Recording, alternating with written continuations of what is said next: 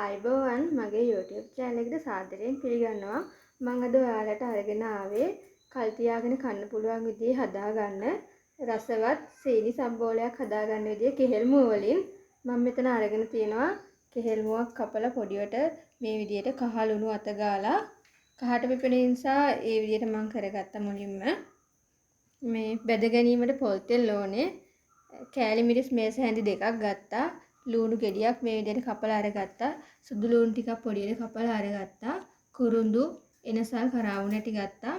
රම්පෙ ටිකක් මේ විදිහට පොඩියට කපලා අරගත්තා. කරපිංචත් එහෙමයි. මිරිස් කරල් මේ විදිහට පහක් විතර මැදින් පළලා අරගත්තා. සීඹලයිස්ම ටිකක් ඕනේ. සීනි මේස හැඳි දෙකක් ගත්තා. මම දැන් මුලින්ම කෙසෙල් මුව ටික බෙද ගැනීමට තාච්චියක් ලිපේ තියා ගන්නවා. මම දැන් මුලින්ම පොල් තෙල් ටික එකතු කර ගන්නවා.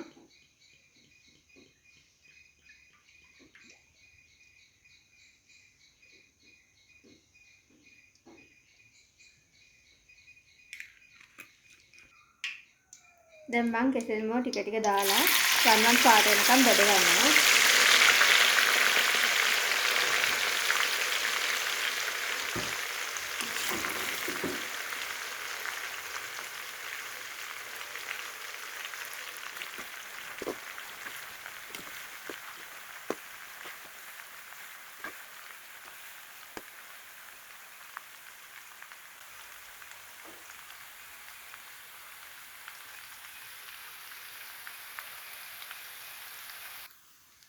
දැන් මේ විදිහට රන්වන් පාට වීගෙන එනකොට අයින් කරගන්න ඕනේ. මම මේ විදිහට ඔක්කොම ටික බෙද ගන්නවා.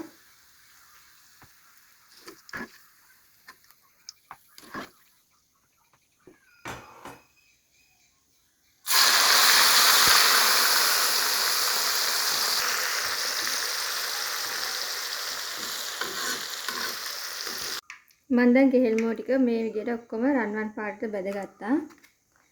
ඒ බෙදගත්ත තෙල් එකටම මිරිස් කරල් ටික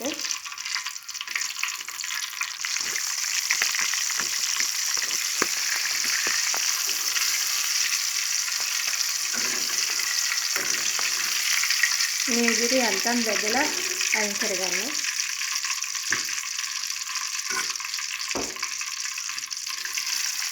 ලුණු ටිකක් රන්වන් පාටට බෙද ගන්නවා.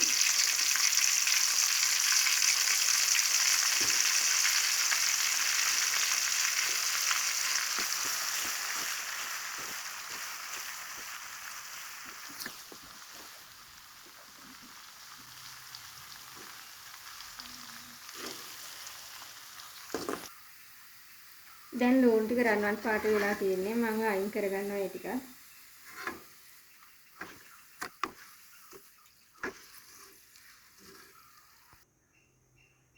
සුදු ලුණු ටිකත් එහෙම රන්වන් පාට වෙනකම් බෙද ගන්නවා.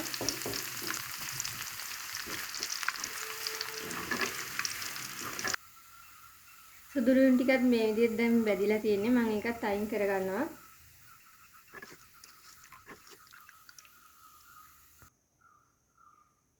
මම දැන් සීනි සම්බෝලයක හදාගන්න ඇතිලියක් ලිපේ තියා ගන්නවා.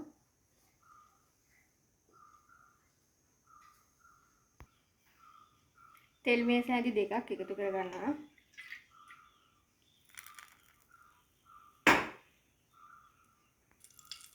දැන් මම මේ තෙල් එකට රම්පි කරපිංච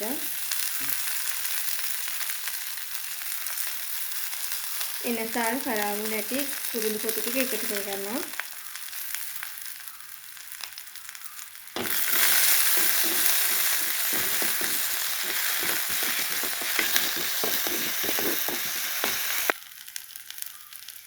දැන් මම මේකට කෑලි මිරිස් මේස හැඳි දෙකක් එකතු කර ගන්නවා.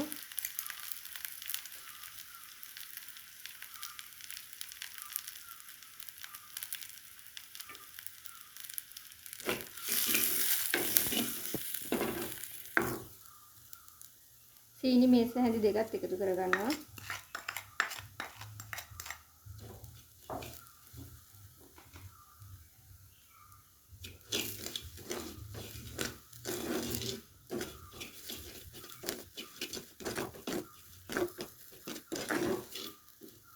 සියඹලා මම මෙතන අරන් තියෙනවා මේක හැන්දක් විතර ප්‍රමාණයක්.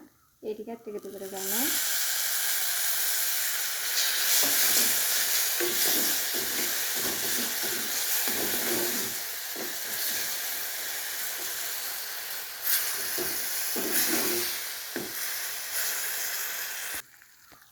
මම දැන් මේ මිශ්‍රණයට කෙහෙල් මුව ටික එකතු කරගන්නවා.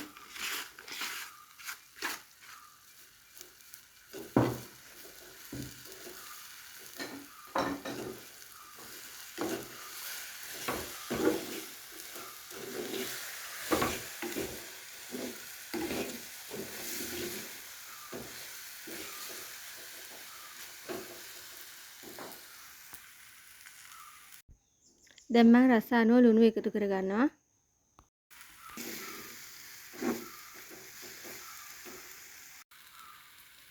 දැන් සීනි සම්බෝලයක හදාගෙන ඉවරයි. මම ලිප ඕෆ් කරගන්නවා.